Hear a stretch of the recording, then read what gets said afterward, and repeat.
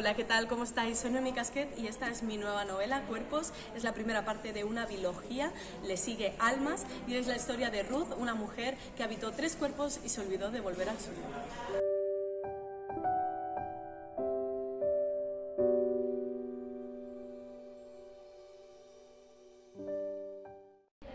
Pues nada, un placer, Noemí, tenerte en Sevilla. Muchas gracias por venir.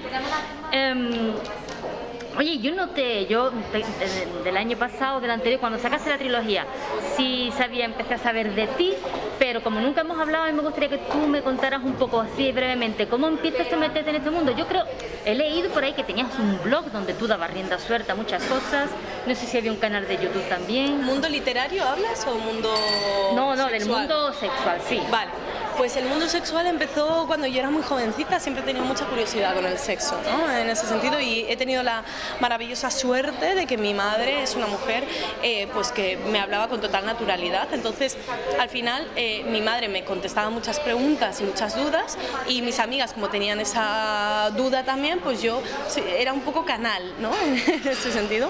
Y a partir de ahí me di cuenta que la forma en la que hablaba de sexo era como natural, que es como tiene que ser, ¿no? Porque el sexo no es algo raro en ese sentido, es algo natural. Entonces la gente como que le gustaba mucho, y a partir de ahí me surgió la oportunidad a mis 17 años de escribir en un blog. Estaba en un momento de impasse, que no sabía dónde llevar mi carrera personal, no sabía si hacer publicidad o periodismo, y me tomé un año sabático, y a partir de ahí pues empecé a escribir en este blog y empecé a escribir artículos sobre sexo. Y gustaba mucho también, y dije, oh, qué bien. Entonces, y a mí me gustaba mucho, me apasionaba todo el tema de la sexualidad, investigaba mucho, me gustaba mucho leer sobre ese tema, siendo muy joven.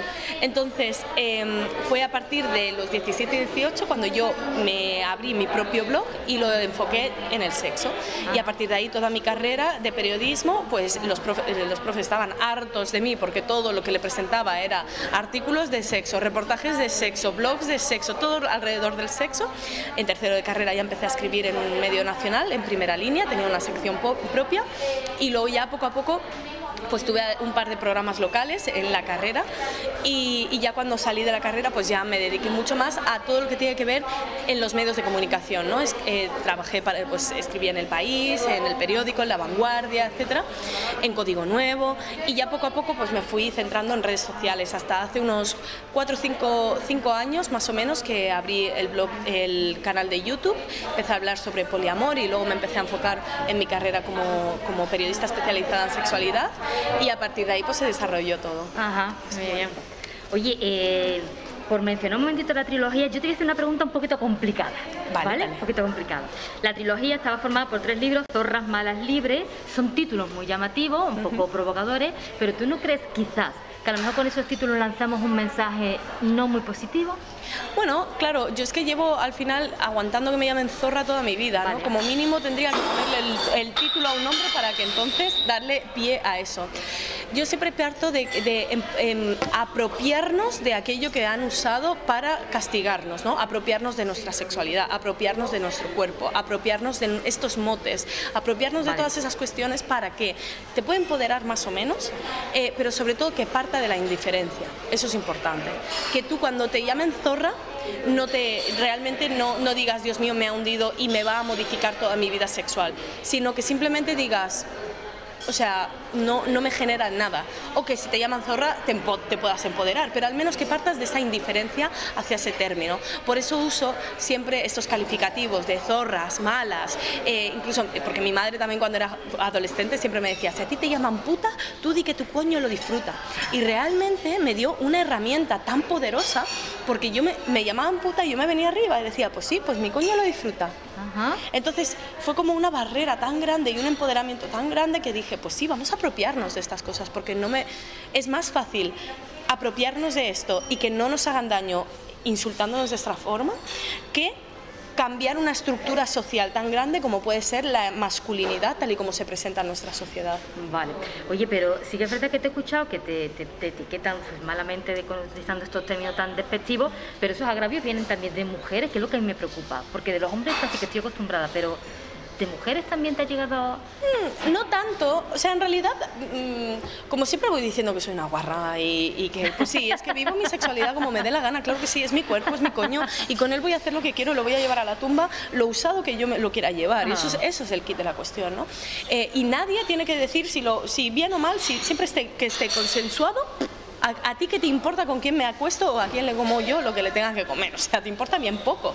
Simplemente porque son tus prejuicios y parece que no, tu vida sea tan miserable que no tengas nada más que hacer, que en vez de mirarte hacia ti mismo o a ti misma, quieras mirar a los demás, ¿no? En ese sentido. Entonces, no recibo tanta crítica, pero sí que es cierto que hay un poco de todo, ¿no? Tanto, pues, hombres que en ese sentido no me llaman tanto estos términos despectivos como pueden ser las mujeres, aunque ya te digo que el porcentaje que me llaman es muy pequeñito, es minúsculo, y si me lo llaman es rollo, pues, porque he escrito una trilogía que se llama Zorras, así que al final me llaman mucho zorra las seguidoras, ¿no? Ajá, vale, va. Oye, ¿y por qué el sexo sigue siendo tabú? Yo me he estado indagando un poco sobre divulgación sexual en medios de comunicación. Ha habido desde hace 20 y 30 años, recuerdo a Elena Ochoa, que yo soy ya un mayor, luego vino, si no me acuerdo, Lorena Verdún, es decir, sí. Ha habido muchos programas de sexo hablando de sexología y sigue siendo tabú. ¿Por qué? Bueno, porque al final el sexo es una herramienta de manipulación, una de las más grandes que tiene el sistema para manipularnos. Si manipulan el origen de la vida, manipulan todo lo que deriva de la misma, ¿no? En ese sentido. Entonces, la cuestión está en que tenemos en el imaginario una forma de cómo tenemos que follar, y para mí el sexo es una de las herramientas más poderosas que existen. En cuanto, siempre digo mucho que el sexo es un arma de revolución masiva, y que aparte también es una de las herramientas más poderosas que tenemos de meditación, porque durante esos segundos, minutos, esta de aquí hace clic y deja de funcionar, y la mente al final es un procesador del sistema de realidad. Entonces, cuando hace clic, empiezas a hacer clac desde el corazón, ¿no? Y empiezas a conectar. A través del sexo a mí me cambió la existencia entera, tanto a nivel profesional como a nivel personal. Yo he podido saber quién soy a través del sexo, he podido experimentar tanto, y yo concibo el sexo de una forma como tan espiritual que siempre digo que yo he conseguido follar con Dios a través del sexo, ¿no? Un Dios que en mi caso no es cristiano, pero sí que he tenido esos puntos álgidos de trance y de plena expansión a través del sexo. O sea, no le debo menos, pero también te digo que es una herramienta brutal de manipulación, porque al final es algo tan propio nuestro y tan del ser humano que es mucho más sencillo manipularnos a través de él, decirnos cómo lo tenemos que hacer para adentrarnos en un sistema pues capitalista, en un sistema donde nos están bombardeando de publicidad, y un sistema que le interesa tener a la sociedad controladita. ¿Por qué tenemos entonces tanto problema con el tema de la diversidad? Que la diversidad viene muy dada de la sexualidad. Yo amo a quien quiera, yo follo con quien quiera, toda esa diversidad no interesa. ¿Por qué no interesa? Porque no nos podrían encasillar y sería mucho más difícil vendernos ciertas cosas o hacer con nosotros ciertas otras, ¿no? O mantener esa pirámide. ¿Y por qué hablas de resurgimiento de la sexualidad pero le añades el adjetivo ancestral? ¿Por qué? Sí. Bueno, porque en Occidente tenemos un ombligo tan grande que no sabemos ver más allá. Esto es algo que me da muchísima rabia. De repente en los últimos años hemos aprendido palabras como slow sex o mindful sex, que son palabras al final que dices, pero vamos a ver si esto lo lleva hablando el tantra desde el siglo IV a.C., que es cuando se tienen los primeros escritos tántricos, que no significa que no existiera antes, ¿no? O el taoísmo también, que data más o menos de la misma fecha, ¿no? Y que también abrazan toda una parte sexual. Nos creemos tan grandes en Occidente que realmente tenemos tantísimo que aprender, tantísimo. Por eso hablo de esas filosofías ancestrales, porque al final son milenarias, son filosofías que datan de muchos años atrás, de muchos siglos, y que realmente los hemos tenido como que o los hemos occidentalizado y ya nos ponemos la medallita, que esa es otra, o si no, directamente es que ni lo escuchamos, porque ya no nos viene, no nos pertenece, es de fuera, es de fuera, y ya somos racistas ahí en nuestro interior, ¿no? En Occidente bastante, entonces pues ya lo tenemos ahí como que no nos interesa, y parte de mi carrera la quiero, si no toda, la quiero dedicar a esa investigación de una sexualidad ancestral, porque sinceramente a mí la sexología clínica clínica me ha sentado unas bases buenísimas, ¿no? Yo estudié un posgrado de sexología y me asentó unas buenas bases en cuanto a cómo funciona el coño, la polla, tal, las relaciones, todo lo que trabaja la sexología clínica, básicamente. No me voy a enrollar demasiado, pero sí que es verdad que la revolución de mi vida sexual ha sido a través del tantra, del tao, y de ahora mismo estoy investigando el método Kunyaza y de todas esas sexualidades ancestrales. Por centrarnos en la novela, esta es una nueva biología. Cuéntame un poco qué va a encontrar el lector en estas dos historias, una que ya está publicada, la otra que está publicada para principios de noviembre, si no me 4 de equivoco. noviembre, sí. Sí, pues tenemos una biología, Cuerpos y Almas, donde se trata la historia de Ruth. Ruth es una chica de unos 30 años que ya estaba en la mierda, pero que de repente hay veces que decimos, el pozo, hemos llegado al fondo. Pues no, eso retas a la vida y te dice, espérate, agárrate. Entonces a ella le dan una mala noticia y todavía pues es un golpe muy doloroso a nivel emocional, y para paliar el dolor necesita pues desfogarse y desconectar, y encuentra la salida de emergencia con unas pelucas. Entonces siempre digo que al final esta es la historia de una mujer que habitó 3 cuerpos y se olvidó de volver al suyo. Esto lo hemos usado como el claim, ¿no? El eslogan de la novela, pero realmente es que se podría resumir esta biología de esta forma.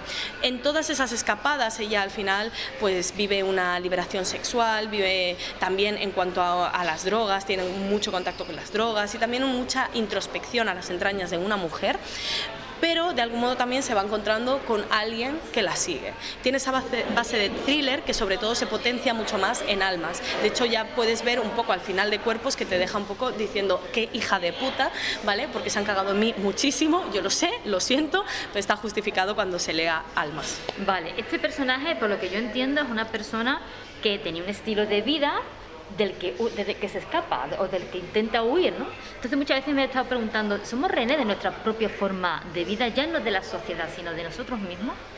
Bueno, es que nosotros mismos también construimos nuestra vida en base a cómo nos dicen que tiene que ser construida. Muchas veces nos preguntamos poco quiénes somos y qué es lo que queremos hacer. Es una de las preguntas que más intentamos evadir, ¿no? ¿Quién soy? ¿Sabes? Porque ya genera ansiedad. ¿Quién soy? ¿Qué es lo que me gusta? ¿Qué es lo que quiero hacer? Más allá de lo que nos dicen que está bien o mal, que lo tenemos que hacer o qué es lo que toca por la edad que tenemos.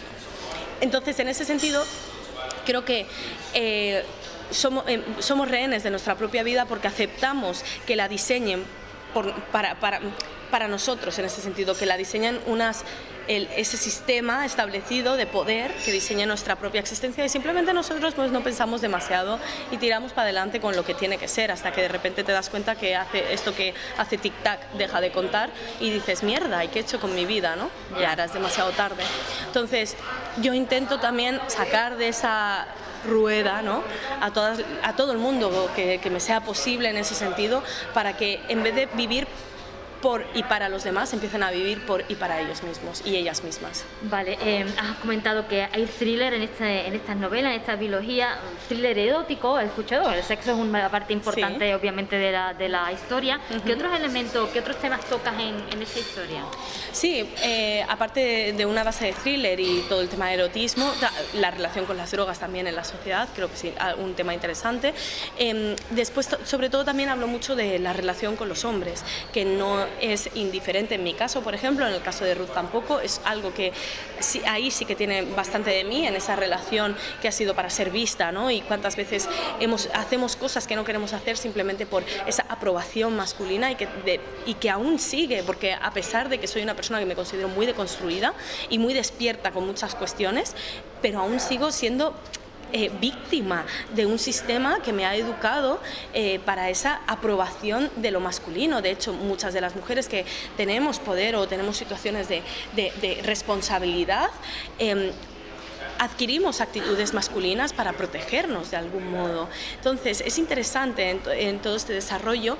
En el caso de Ruth también tiene esa relación con las etiquetas que durante tanto tiempo nos han puesto, ¿no? Chica fácil, la chica enrollada, la chica mojigata, ¿no? Y que son etiquetas que nos constriñen y muy difícilmente podemos salir de ellas, y que sobre todo en edades como la adolescencia o la juventud, al final pueden marcar nuestro camino de una forma pues nefasta en este sentido. Después de todo esto también hablamos sobre la muerte.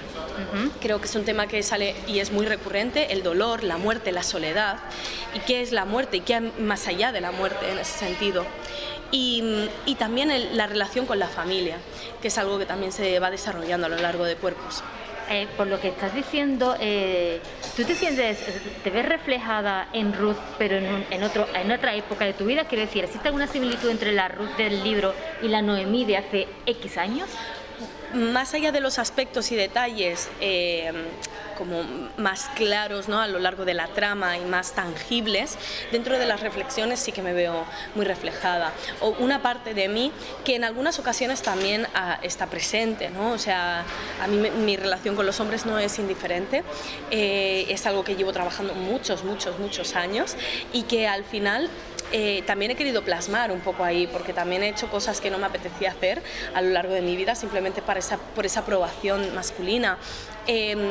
Desgraciadamente a día de hoy, si un hombre valora mi trabajo, yo valoro más la palabra de un hombre que la de una mujer, y esto me lo tengo que seguir trabajando y deconstruyendo, pese a que tengo las gafas violetas del feminismo y pese a que estoy dentro del mismo movimiento de una forma activa y siendo activista, pero que sepamos que al final cuesta mucho deconstruirse, porque es que lo hacen muy bien, ¿sabes? Está todo muy bien hecho y muy bien integrado. Entonces, romper con esos vicios, con esos pensamientos, con estas historias, es muy difícil. Yo a día de hoy me sigo deconstruyendo, imagínate, ¿no? Al final todas nos tenemos que deconstruir, yo creo que me va a llevar la vida entera. La novela incluye en las primeras páginas un código QR que nos permite escuchar la música que escucha Ruth. ¿Qué música es? ¿Qué banda sonora tiene esta novela? Bueno, es una música muy de ambiente, en el sentido de un ambiente como muy sórdido de algún modo, también muy oscuro. A mí me ofrece como música muy oscura, de mucha oscuridad, con un toque para mí fetish, ¿no? Un poco kinky en ese sentido. Sí. Y bueno, también esa parte pues más lenta, más emocional, que también podemos encontrar en la protagonista. ¿Qué te inspira a ti a la hora de escribir estos libros? ¿Dónde encuentras la inspiración? Pues la inspiración parto mucho de una base pues personal en ese sentido. Hay cuestiones que a través de mis vivencias puedo poner y ver y que los personajes se vean reflejados en ella en ese sentido, pero también hay muchas de amistades que de repente me cuentan una anécdota y digo, hostia, qué bueno, ¿no? O de escuchar a la gente, ¿no? De escuchar también a las personas que siguen mi trabajo, que de repente me escriben y me cuentan ciertas cosas. Creo que todo el contexto externo e interno, todos estos dos universos que confluyen, son primordiales y básicos en el desarrollo de una historia. ¿Qué debería significar el sexo para el ser humano? El origen, una herramienta de poder, una herramienta de conectar con Dios, ¿no? De conectar con el universo, de realmente una herramienta sagrada.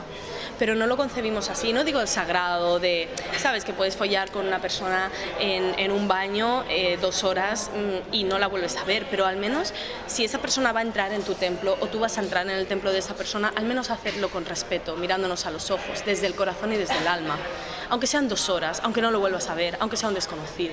Creo que eso es importante y lo estamos perdiendo porque estamos dentro de un neoliberalismo y al mismo tiempo también un discurso que parece disruptivo, pero en realidad es el mismo. Es como el lobo feroz disfrazado de la abuelita, que nos están vendiendo como que ahora estamos liberadas a través del sexo, pero no, porque al final estamos en la rueda del capitalismo, porque seguimos consumiendo cuerpos, estamos hipersexualizados, pero estamos mal hipersexualizados, porque de repente nos sentimos más vacíos que nunca, cuando el sexo está más al alcance de nuestra mano. Algo está sucediendo aquí, y lo que está sucediendo es que en ese hiperconsumo de cuerpos, el masturbarnos con otros cuerpos, nos sigue sintiendo y generando vacío, porque no lo estamos haciendo desde el lugar que le pertenece al sexo. ¿Tú crees que las personas que dicen ser asexuales lo son realmente y existen, o simplemente no han encontrado aquello que les haga disfrutar, no han encontrado su espacio, su lugar? No, por supuesto que existen. Lo que desde nuestra mirada hipersexualizada entendemos que todo el mundo tiene que estar follando todo el rato y tener deseo sexual, y no, hay diferentes tipos de deseo sexual, hay diferentes interacciones sexuales y tenemos que aceptarlas. Hay personas pues que básicamente no se sienten cómodas en esa interacción sexual desde el inicio, no es que haya algo traumático traumático, sino que simplemente pues el deseo sexual lo tienen más bajito, o que requieren de un vínculo romántico para empezar a sentir deseo sexual. Pero nos han vendido mucho de cómo se tiene que comportar el deseo, que de repente ves a un tío bueno, una tía buena y ya estás como wow, muy animal, ¿no? Y no tiene por qué ser así. Muchas veces hay personas que requieren de una conexión. De hecho, hay personas con las que simplemente es un deseo muy físico, y hay otras que de repente a través de una conexión que hayas tenido con esa persona empiezas a sentir deseo sexual. Limitar el deseo sexual a una forma que tiene que estar a un paquetito que siempre sea el mismo me parece un error, y me parece una de las pues mayores oportunidades que ha tenido también pues el sistema, ¿no?, para esa manipulación sistemática. Oye, con la trilogía anterior te leí una entrevista que dabas por hecho que los hombres no te leerían. Yo no sé si eso ha cambiado desde entonces a ahora o seguimos igual. Me leen hombres, pero no tanto como mujeres. Me siguen hombres, pero no tanto como mujeres. Yo en el perfil de Instagram tengo 2.100.000 personas y me siguen un 80% de mujeres y un 20% de hombres. En el caso de los hombres todavía cuesta mucho aceptar esa parte de no sé todo sobre sexo, ruptura de la masculinidad, etcétera, porque siempre digo que son los máximos defensores del sistema, porque ya les quitan la parte emocional, la parte de sentimientos, y es una de las herramientas más importantes de introspección. Cuando te alejan de esas emociones realmente puedes hacer poco trabajo interno. Entonces son mecánicos, es como un robot, ¿no? Es cuando conectan con esas emociones que de repente se dan cuenta del caos que tienen en su interior y empiezan a trabajarlo. Hay muy pocos hombres, por desgracia, que hayan conectado con eso, porque la gran mayoría, como la gran mayoría de la sociedad, no nos preguntamos qué cojones estamos haciendo, quiénes somos y si lo que tenemos es lo que queremos. Entonces, en ese sentido, pues sí, desgraciadamente. Te quería preguntar, tú llevas divulgando mucho tiempo a través de redes sociales, con tus libros.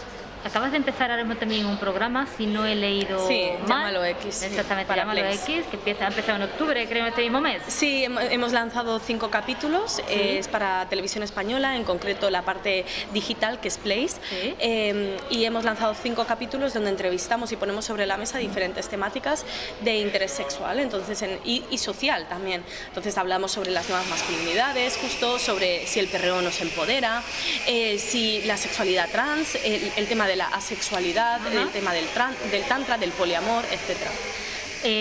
¿Tu forma de ser impone a los hombres? Muchísimo, muchísimo. Sí, creo que muchas compañeras se pueden sentir identificadas, compañeras que al final tengan, o sean compañeras muy directas, ¿no?, o que tengan una responsabilidad social o éxito, poder. Sí, yo además soy muy directa, lo que quiero, o sea, no soy una persona que me ande por las ramas en ese sentido. Si quiero algo lo digo y lo comunico.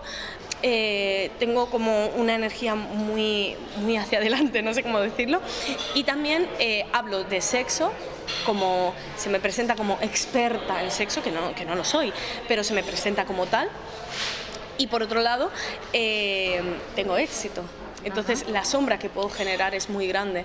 Siempre digo lo mismo, sí, yo voy a generar una sombra porque voy cada vez acercándome más a la luz, tú decides en el lado que quieres estar. En los tiempos del COVID el sexo se ha visto trabado, porque nos hemos visto que ya las relaciones como que no, salvo las estables, no fluían regular. Sí, claro, sobre todo todo el tema del confinamiento y la pandemia ha modificado mucho la sexualidad y va a modificar lo que se va a convertir, ¿no?, la sexualidad, porque durante tanto tiempo hemos estado como tan limitados a muchos niveles que ahora lo que estamos viendo es con la apertura de las discotecas, la apertura del ocio, etcétera, estamos viendo que la gente se está desfasando, ¿no?, en ese sentido, y yo siempre digo que van a llegar unos nuevos años 20, no llegarán el año que viene, a lo mejor a partir de finales del 2022, 2023, cuando ya esta situación se haya calmado, cuando ya estemos mucho más seguros, cuando ya podamos respirar un poquito y los índices y se nos quede lejos el tema del COVID, a partir de ahí habrá una liberación por parte de la población y sobre todo en el ámbito de la sexualidad y del ocio en general. Noemí, pues no te robo más tiempo, muchas gracias por atenderme. Nada, gracias a ti, mi amor. Un placer tenerte aquí. Gracias a ti.